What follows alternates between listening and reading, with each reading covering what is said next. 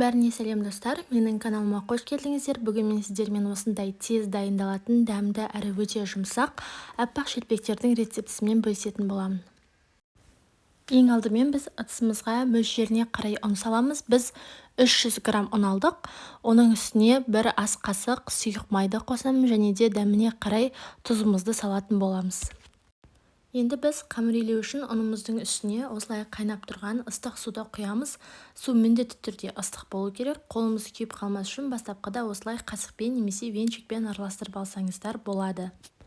Илеп қойған қамырымызбен бірден жұмыс жасай беруімізге болады, себебі біз ыстық су қосып илегендіктен ол дәл қазір жып-жылы болып тұр. Дайын болған қамырымызды бірнеше бөліктерге бөліп, оны жұқартып, дөңгелектеп жазатын боламыз. Ешқандай да ұн себудің қажеті жоқ, себебі қамырымыз столға жабыспайды.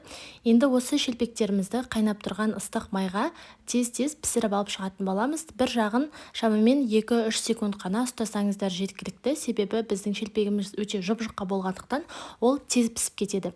Егер сіздерге қызыл шелпек ұнайтын болса, сәл одан артық ұстасаңыздар да болады. Бізге ақ шелпек ұнағандықтан дәл осылай 2-3 секундтан ғана екі жағынан пісіріп алдық.